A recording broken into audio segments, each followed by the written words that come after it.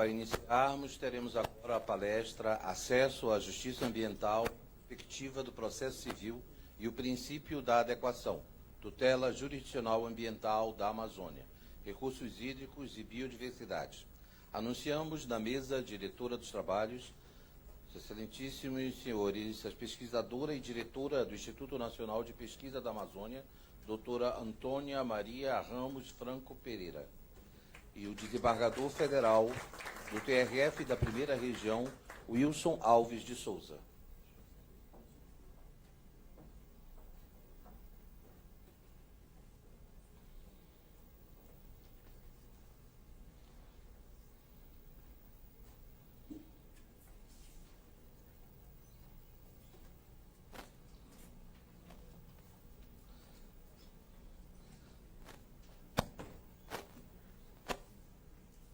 Com a palavra, o presidente desta mesa. Meu bom dia a todos e a todas, excelentíssimos presentes. Antes de mais nada, eu gostaria de agradecer o convite feito ao INPA para participar neste fórum, no qual tem imensa importância, principalmente no que diz respeito a essa interlocução entre a academia e o poder jurídico. Meu muito obrigada, enquanto diretora do INPA. O professor Nobre não se encontra, mas eu gostaria de parabenizá-lo pela sua apresentação. E muito obrigada também pelo convite. E antes de mais nada, só queria colocar o seguinte: a ciência, a pesquisa científica, ela é de extrema necessidade para o desenvolvimento de um país correto, de um país que tenha o conhecimento e que tenha... nós estamos discutindo aqui sobre a causa Amazônia, mas a causa Amazônia é a causa Brasil, que é a causa mundial, como o próprio professor Nobre mostrou. Nós necessitamos de apoiar a ciência, a pesquisa científica em nosso país. Bem, agradeço a presença do professor Wilson. O professor Wilson Alves de Souza é pós-doutor em Direito pela Universidade de Coimbra, doutor em Ciências Jurídicas e Sociais pela Universidade de Buenos Aires, mestre em Direito Econômico pela Universidade Federal da Bahia, especialista em Processo Civil pela Universidade Federal também da Bahia, professor titular de Teoria do Processo e Direito Processual Civil da Universidade Federal, na Bahia, professor convidado da Universidade de Buenos Aires, na área, em doutorado, professor convidado da Universidade de Girona, na Catalunha, na Espanha, como Master em Cultura Jurídica e desembargador do TRF1. Professor, ele irá, então, proferir sobre o tema Acesso à Justiça Ambiental na Perspectiva do Processo Civil e o Princípio da Adequação, Tutela Jurisdicional Ambiental da Amazônia, Recursos Hídricos e Biodiversidade. Por favor. Muito obrigado, professora. Bom dia a todos.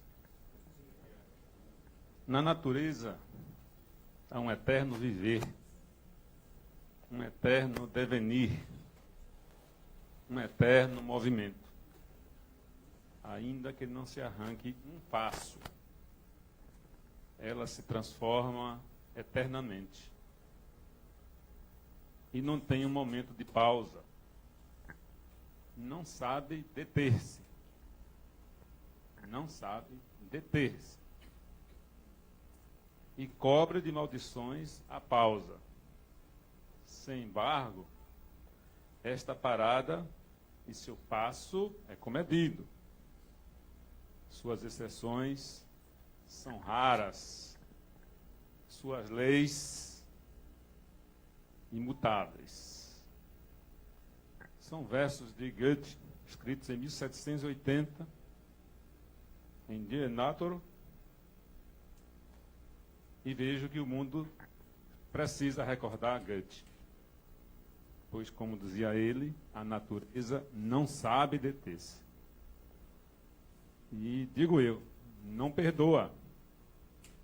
Se ela for atingida, a resposta trágica das catástrofes será inevitável.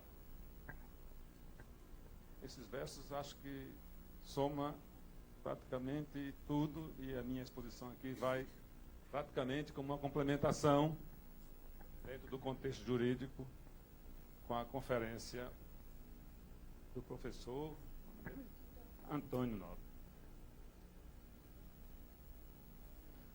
Bem, a desordem ambiental está à nossa porta, gerando conflitos terríveis, ofendendo a integridade física das pessoas, de todos nós, agredindo a nossos irmãos à nossa porta, né, com um presente já de qualidade ruim e indicando um futuro terrivelmente nebuloso para as gerações vindouras. A ganância de uns, carregados pelo poder do senhor dinheiro, apoiados muitas vezes pela conivência ou omissão de alguns agentes do Estado, com políticas manifestamente equivocadas, em detrimento do bem-estar de todos, sempre em nome do desenvolvimento econômico, da governança, da oferta de empregos, etc., em verdade, destrói o meio ambiente saudável de maneira praticamente irreparável. Ou, se formos otimistas, mediante uma longa e dificílima reparação. Esta agressão hostil, ampla e continuada,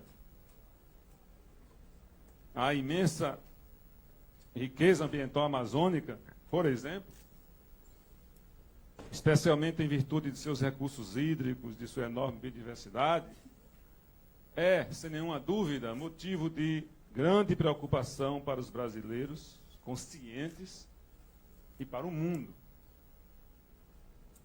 Então, não raro, o Poder Judiciário é provocado a resolver estes conflitos ambientais no âmbito penal, mas também no âmbito não penal, que é a delimitação teórica desta minha conversação.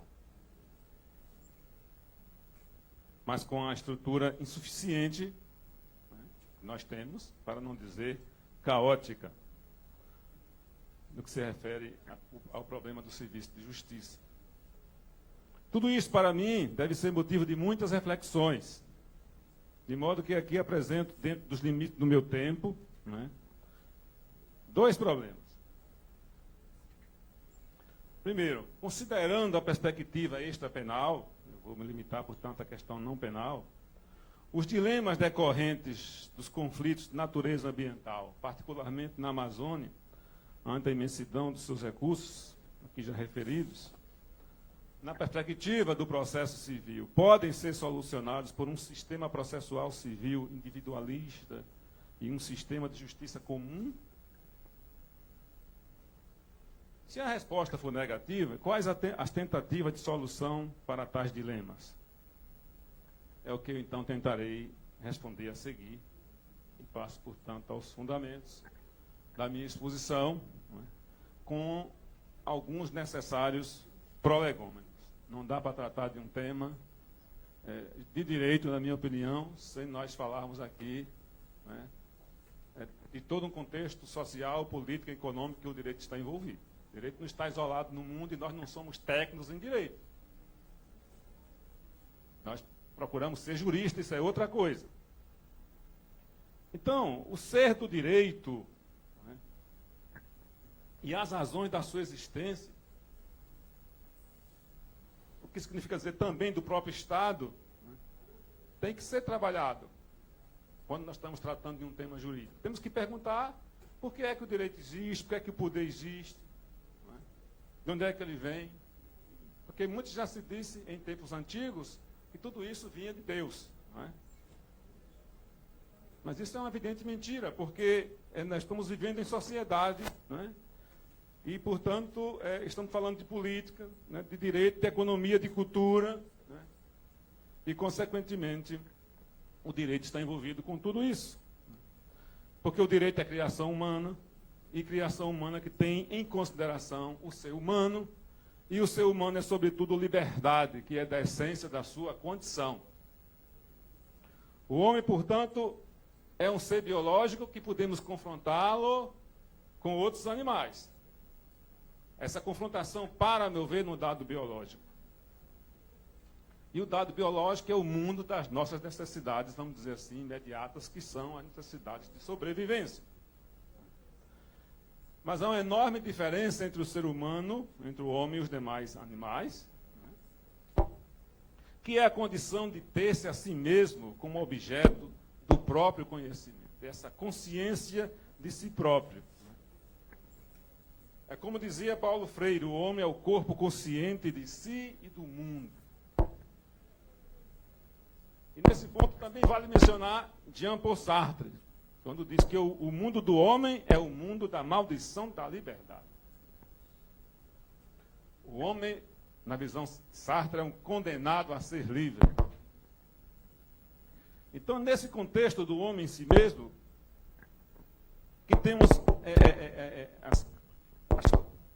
as concepções e a ideia de personalidade e unidade como elementos da sua dimensão pessoal. Daí as ideias de livre-arbítrio e da plena liberdade dos projetos. E assim, surge o problema do homem em sociedade, porque o homem isoladamente é praticamente um animal como qualquer outro. Essa nossa dimensão humana, ela é tão essencial e tão específica assim, porque nós não apenas vivemos, mas nós convivemos. E se nós convivemos, surge o espaço dos obstáculos, né?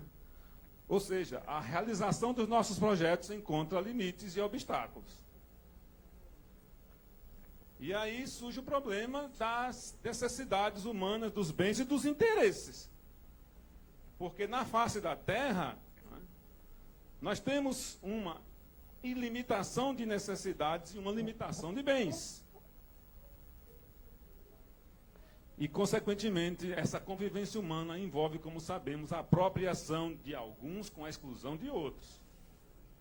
O que faz surgir o conflito de toda a natureza. E o homem, ele não relativiza as suas necessidades. Se ele assim o fizesse, o mundo seria um paraíso. E aí eu chamo a atenção para o sistema de necessidades no que toca ao meio ambiente, né, onde temos um aspecto particularmente sensível, como fica fácil perceber, pois está em jogo aí a saúde, a dignidade de todos nós, e principalmente das futuras gerações.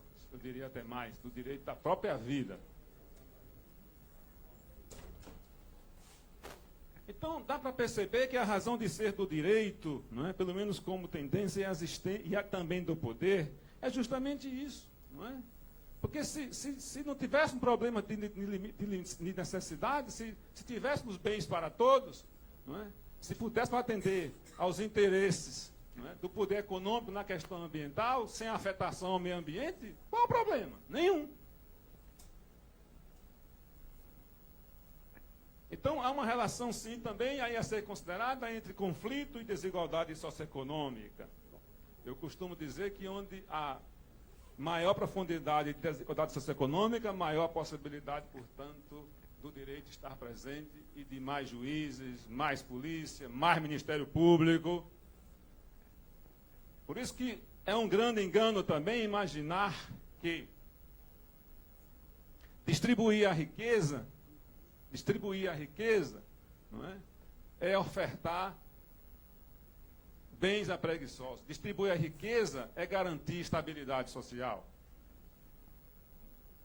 É só pensar um pouco mais como pensam alguns povos, né, de outras partes. Eu não gosto de dizer civilizados, mais civilizados, mas de outras partes onde há uma verdadeira divisão da riqueza. Então, o fato é que, por uma razão ou por outra, a sociedade humana tem que se organizar, e aí surge a ideia de centro de poder, que numa sociedade complexa chamamos de Estado, que se amplia para o âmbito internacional, não é? Do direito internacional, não é? E, portanto, aí está a ideia de poder, e essa estrutura de poder diz o que é o direito, em várias dimensões. A primeira dimensão é a da lei. Impossível uma sociedade sem lei. A sociedade humana é sem lei. Imagine uma cidade grande com trânsito, portanto, muito grande, podemos citar qualquer cidade brasileira, Manaus, por exemplo, sem a organização do trânsito. Um caos. Esse dado serve para explicar o que eu estou querendo dizer numa dimensão mais complexa. Uma sociedade sem direitos seria caótica. E os que mais sofreriam seriam os mais fracos, social e economicamente. Então, sucede, e eu chamaria a atenção mais uma vez, que no campo do direito ambiental, será de pouco ou nenhuma valia, não raro, soluções judiciais demoradas, de modo que neste campo, na dúvida, deve prevalecer a ideia de prevenção. Na dúvida, aqui prevalece o direito ambiental, o direito ao meio ambiente. E, nesse ponto, a estrutura jurídica envolve dois, digamos assim, aspectos fundamentais, né? O direito material e o direito processual. Assim como a gente explica para que serve o direito em geral, temos que explicar também para que serve o processo. O processo serve na medida em que os conflitos estão aí, não é? Se não há uma autocomposição, mediante acordos, é vedada a autotutela como regra, e resta a solução civilizada do processo, né? Que nós falamos em devido processo, e, consequentemente, né, das garantias processuais e do verdadeiro acesso à justiça. Enquanto o direito material regula os bens da vida, né, e aí sempre centrando na questão do direito ambiental, a regulação do direito ao meio ambiente saudável, né, quando esse direito for violado, precisamos, portanto, da garantia do acesso à justiça e, consequentemente, do processo. E o que é acesso à justiça? Acesso à justiça envolve a ideia da lógica do processo, né? A chamada trilogia estrutural do processo, porque o processo em si envolve a garantia constitucional do direito de ação, do direito de mandar, do direito de defesa, né? A necessidade de um órgão jurisdicional independente, imparcial, né? E o próprio processo em si, com todas as suas garantias que se encerram na expressão devido processo. Nesse sentido, portanto, o que é acesso à justiça? Para mim, acesso à justiça, né, e esse é um trabalho que eu fiz no meu pós-doutorado, né, envolve uma necessidade de rechaçar o significado literal da expressão. Aqui um pouco inspirado em Kafka, eu digo que o acesso à justiça envolve a ideia de uma porta de entrada e uma porta de saída. O processo não pode ser como um arapuca, né? Onde, quando éramos crianças, brincávamos de pegar passarinho, o passarinho entrava e dali não saía, né? O processo envolve a ideia de garantias, de contraditório, de direito à prova, de uma decisão fundamentada,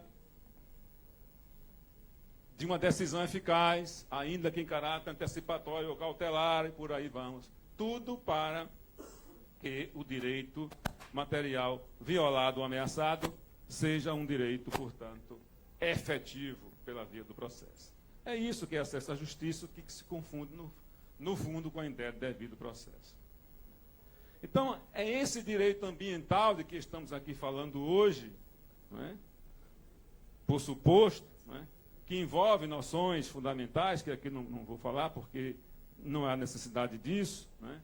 Mas que basta mencionar ideias como a ideia de que são princípios, né, do sistema, a ideia de prevenção, de precaução, né, de progressividade ambiental, no sentido de que não se deve retroagir, regredir nessa matéria, mas sempre tentar avançar, né, de desenvolvimento sustentável, tema já aqui mencionado, né, de cooperação no aproveitamento dos recursos naturais compartidos, né, compartíveis e compartidos. Né? É tudo isso que envolve a ideia de um direito ambiental. E tudo isso que nós percebemos sobre a necessidade disso, né, hoje. Né? É lamentável dizer, né, que existe um compromisso de agentes políticos, né, ou omissão deliberada ou não, em favor de grandes grupos econômicos, em clara afronta ao direito ao meio ambiente saudável. E assim aos demais direitos dos cidadãos. O que merece mais proteção? É o lucro ou as pessoas? Essa é uma pergunta crítica do grande linguista Noam Chomsky, né? É até o título de um livro dele, né? Onde faz uma crítica forte ao novel liberalismo político e econômico, que prima por políticas públicas, ou simplesmente políticas, porque toda política é pública, que permite a um número relativamente pequeno, diria, numericamente insignificante, de interesses particulares, mas imenso do ponto de vista econômico, buscando controlar a maior parte da vida social e dos bens da sociedade, particularmente do bem ambiental, do meio ambiente saudável. Inclusive, digo eu, no que toca, né, a essa questão, sobretudo, com o objetivo de maximizar os seus interesses individuais. Então, infelizmente, o que prevalece hoje é o lucro e não as pessoas. E nesse ponto há que recordar, não é? Simplesmente recordar Mariana e principalmente Brumadinho. É disso que eu estou falando quando cito Chomsky. E para onde caminha a humanidade no que toca a esse mínimo respeito ao meio ambiente nos tempos atuais e futuros? Ao que parece, se as coisas permanecerem como estão, vamos para o abismo da insustentabilidade. Como diz Hector Ricardo Leis, que tem um livro também sobre o tema exatamente com esse título. Portanto, o direito ao meio ambiente saudável, né, tem que ser visto, né, como um direito fundamental e como um direito humano. É assim que eu penso. E é só vermos a Declaração Universal dos Direitos Humanos. Toda pessoa tem direito a um nível de vida adequado que lhe assegure saúde e bem-estar. E a Declaração sobre o Direito ao Desenvolvimento de 1986. O ser humano deve ser o centro do processo de desenvolvimento. E o Protocolo Adicional à Convenção Americana de Direitos Humanos em matéria de direitos econômicos, sociais e culturais, Protocolo de São Salvador, de 88, todos têm o direito de viver em meio ambiente sadio e de contar com os serviços públicos básicos. E é nesse sentido também que vem a Declaração do Rio de Janeiro e outros documentos aprovados pela Rio 92 e por aí vamos. Né?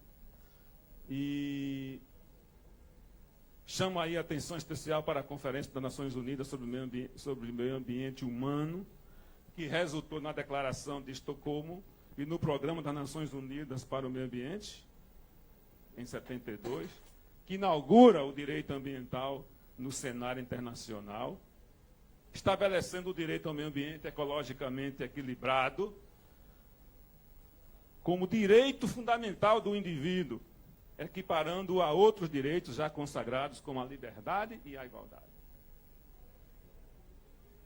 E é dita no seu princípio número 1, aspas, o ser humano tem o direito fundamental à liberdade, à igualdade e ao desfrute de condições de vida adequada em um meio cuja qualidade lhe permita levar uma vida digna e gozar de bem-estar. E tem a solene obrigação, portanto, a ideia de reciprocidade de todos, né, de proteger e melhorar esse meio para as gerações presentes e futuras. O meio ambiente, nesse sentido, está largamente previsto na nossa Constituição, são mais de 19 artigos, há capítulos sobre o assunto, eu diria até que está deslocado, aquele capítulo tinha que estar lá nos direitos e garantias fundamentais, mas para mim isso é irrelevante, a questão tópica aí é irrelevante, é entender tudo isso como sistema, né, e um sistema de direitos humanos e fundamentais. Eu não vou mencionar aqui esses dispositivos, porque o tempo também aqui já urge, Mas eu destaco um deles, que é justamente, aí sim no capítulo próprio, né, que é uma novidade que veio com 88, nossa Constituição de 88, que é a garantia ao cidadão da ação popular ambiental. Então, desse contexto, né, tendo em consideração tudo que eu aqui já mencionei, né, é importante aí agora ressaltar, e aí já estou entrando na parte mais conclusiva da minha exposição, é importante ressaltar que entra aí o direito processual como um direito estruturante, porque é essencial para a efetividade dos direitos específicos pertinentes, né? Mas isso é muito esquecido. Né? E esse princípio que eu aqui me refiro, né, é o princípio da adequação. É um princípio muito esquecido. E o que é que significa o princípio da adequação? Basicamente o seguinte: se o direito material tem determinadas características e especificidades, impõe-se um processo próprio, portanto adequado, para a sua concreta efetividade. Ou seja, é a mesma lógica da necessidade de um processo penal, em função do direito penal, de um processo trabalhista, em função do direito material do trabalho, de um processo eleitoral. É a mesma lógica. Né? Então, esses direitos eles são muito fortes e exigem uma proteção processual distinta. Justamente no objetivo de efetivar a tutela do direito material alusivo a tais campos. Porque se não fosse assim, bastaria um sistema processual único.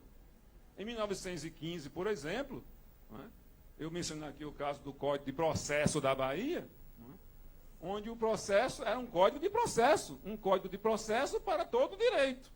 E todo direito, à época, era o direito penal e o direito não penal. Isso está, evidentemente, superado. Não é?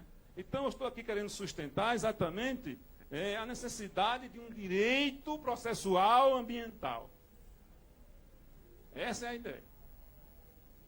Escrevi um texto em 1986, justamente no meu curso de processo civil na UFA, de especialização, que está publicado na revista LTR, de 1986, número 50, onde eu justamente explico tudo isso a propósito do direito, da relação do direito material e do direito processual do trabalho, no caso. Né? Então, eu transponho toda essa ideia para a questão que eu estou querendo colocar aqui. Eu querendo sustentar a necessidade de um direito processual ambiental. Porque dá para perceber que o direito que temos aí parece que não é suficiente.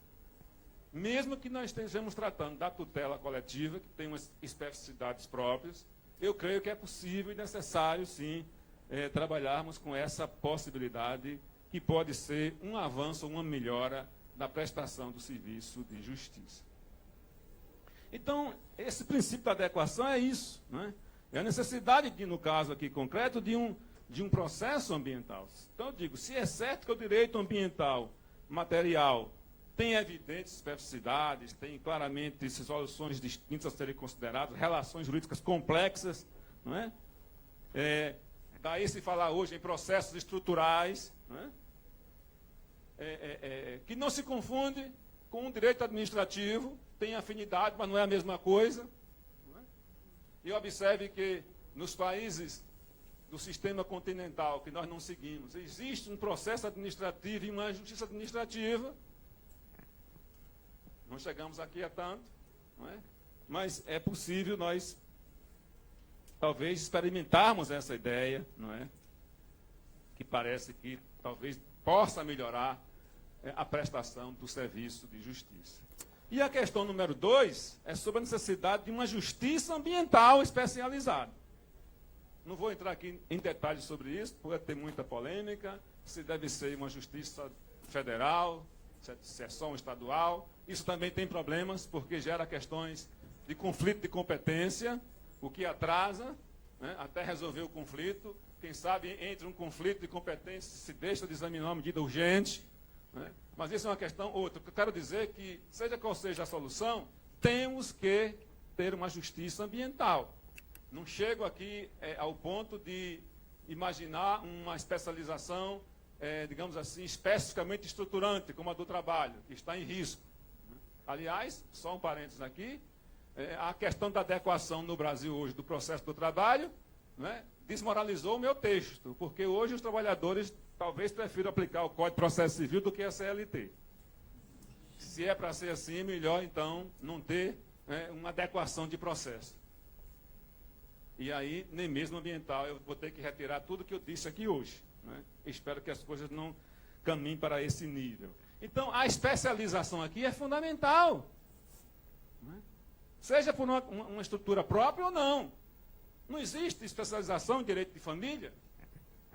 A jurisdição é estadual aí, mas há uma especialização ali porque se sente que é uma justiça sensível. São temas sensíveis que exigem especialidade.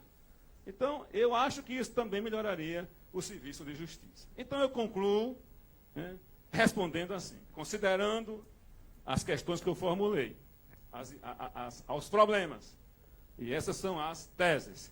Considerando a perspectiva extrapenal, os dilemas decorrentes dos conflitos de natureza ambiental, particularmente na Amazônia, ante a imensidão dos recursos hídricos e a enormidade de sua biodiversidade e sua relevância para o país e para o mundo, na perspectiva do processo civil, não podem ser solucionados esses dilemas, esses conflitos, por um sistema processual civil individualista ou isolado para o processo civil comum, ainda que o coletivo, mas que tenha algo de específico para a proteção dos bens ambientais.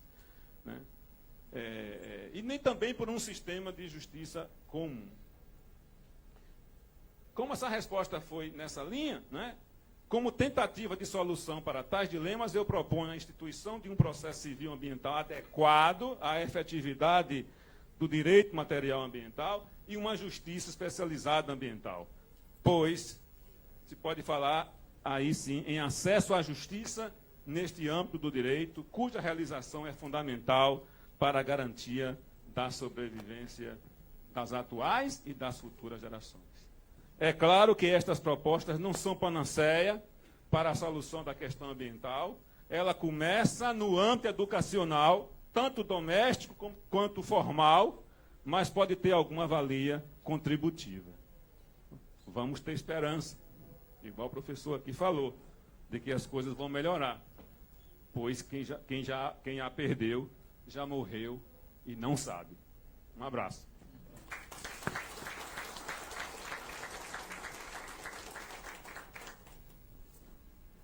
Agradeço a sua apresentação, senhor desembargador. Eu abriria, então, para algumas perguntas, caso algum dos senhores tenha interesse.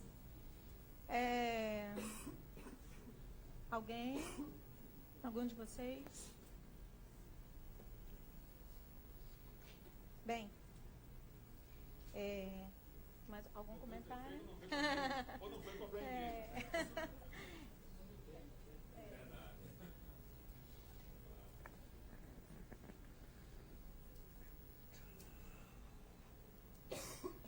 Boa tarde. Primeiro, parabenizar pela brilhante palestra, professor Wilson, inclusive para o meu professor também, no doutorado.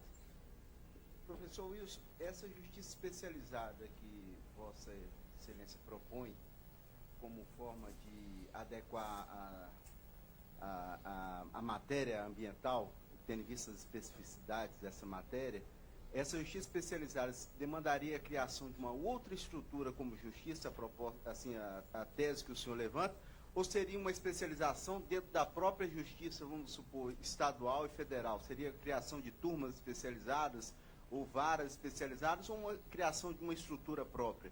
Essa seria a pergunta que eu faria a Vossa Excelência. Eu lancei a ideia, sem maiores aprofundamentos, apesar de que, no decorrer da exposição, fiz algumas conjecturas, nada mais do que isso.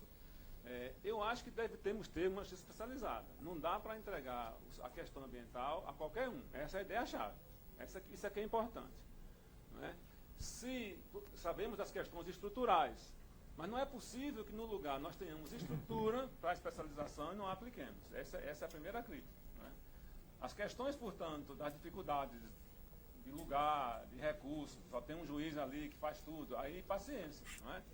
Ou vamos encontrar fórmulas de ter na proximidade um juiz especialista na questão ambiental, ou temos que dar àquele juiz que está ali os instrumentos necessários para ele compreender o que está ali, não é?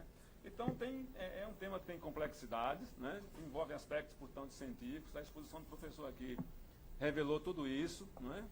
E, portanto, precisa estar preparado para resolver, não é? Nas instâncias superiores também. O nosso tribunal tem uma especialização, tem as turmas, né, que integram o Sr. Prudente, a quinta turma, por exemplo. Isso é uma política desse sentido.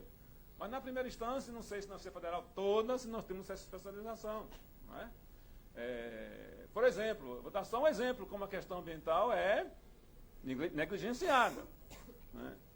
Porque aí entra a questão do interesse político e do clima político e da manipulação política. Por exemplo, eu sou juiz, eu fui juiz de primeiro grau desde 1990, início, e a vara que eu trabalhei lá durante toda a minha vida foi uma vara agrária, porque a questão política da época era a questão agrária.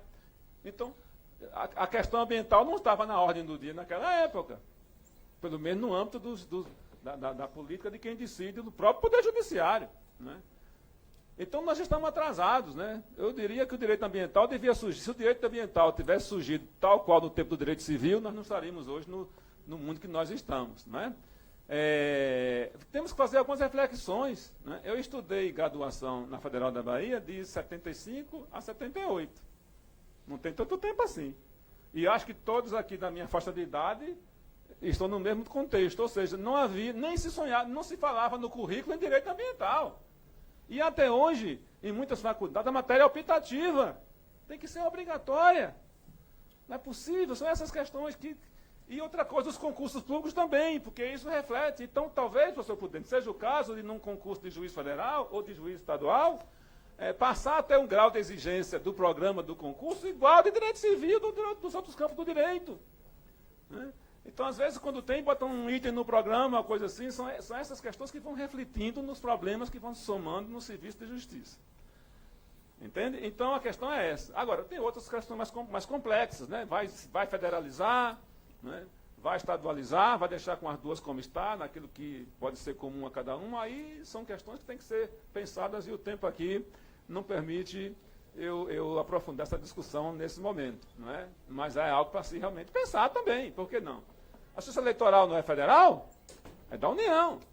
Mesmo que seja eleição de vereador e de prefeito. Não é? Tudo bem que são tomados de empréstimo os juízes, não é? Da justiça estadual na primeira instância. Né? Mas é uma especialização, bem ou mal. Se os juízes não são especializados, isso é outro problema, mas a ideia é especialização, e aí estrutural, dentro da Constituição. Então, essa é a ideia-chave, especializar para que não chegue na mão de um juiz uma causa de alta complexidade, ele não sabe para onde é que vai o processo. E nem um direito material, o que é muito pior, ou as duas coisas juntas.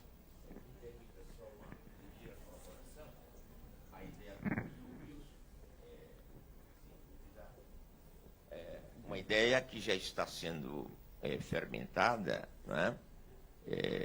Inclusive na nossa escola de magistratura, e eu próprio levei pessoalmente essa sugestão ao ministro Herman, da imperiosa necessidade de criarmos num tribunal como o nosso, né, que é um tribunal que tem uma jurisdição tão imensa, né, uma turma, pelo menos uma turma especializada em direito ambiental.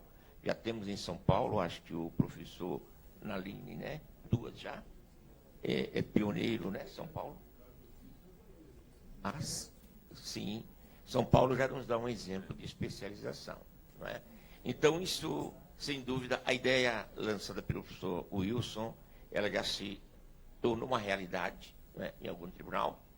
E eu próprio, quando o professor Wilson e o professor Eduardo, na Corte Especial Administrativa do nosso tribunal, discutiu-se a necessidade de se incluir a disciplina, as disciplinas direito ambiental e direito do consumidor, e eu fiz esta moção na Corte Especial Administrativa na época, antes do CNJ, né, regulamentar isso, porque agora temos resolução do CNJ, que inclui as disciplinas autônomas, né, aqui citadas. Olha, eu praticamente quase que fui expulso do plenário. E alguém disse assim, o senhor está fazendo uma proposta que não tem o mesmo sentido, porque direito do consumidor é um apêndice do direito comercial. E direito ambiental é um apêndice do direito administrativo. Então eu falei, eu acho que nem apêndice, nem apendicite. Porque, na verdade, são dois ramos do direito, já eram, né? Dois ramos do direito autônomos, com categorias próprias, princípios próprios, enfim. E nas universidades do mundo civilizado, já eram disciplinas obrigatórias na Europa, né? Como nós sabemos. Bom, na Universidade Católica de Brasília, eu criei a disciplina de Direito Ambiental quando era optativa, com 3 alunos. E os alunos foram tornando a disciplina obrigatória. Hoje nós temos várias turmas presenciais e turmas também virtuais. Criei neste semestre a disciplina que não havia no currículo da Universidade Católica, Direitos Humanos e Desenvolvimento Sustentável, em cujo conteúdo está também o direito ambiental próprio. Então é preciso ter, professor Wilson, esta determinação, realmente, como você colocou, de reconhecer a especialidade, né, das questões ambientais, a despeito de ser um ramo do direito interdisciplinar, a despeito da dimensão do conteúdo, né, dessa matéria ambiental que nos desafia para decidir as grandes questões ambientais, não é? Interespaciais, né, intergeracionais. E eu acho que o caminho é esse. Agora, um ponto é fundamental. Assim como um professor de processo não pode ser um professor que nunca entrou nos corredores de um tribunal, assim como um professor de direito ambiental, ele tem que ter alguma formação de direito ambiental para lidar com essas questões. Oxalá fossem todos do perfil do professor Naline, né, de quem eu solicito. Não é? Mas o problema, professor, está exatamente aí. É entregar essas questões à consideração e decisão de juízes que não têm o mínimo conhecimento desses institutos, dessa matéria, e decidem muito mal as questões, como aconteceu o desastre do núcleo de conciliação do nosso tribunal em relação à tragédia de Mariana. Então, isso realmente precisa ser corrigido. Era isso que eu queria.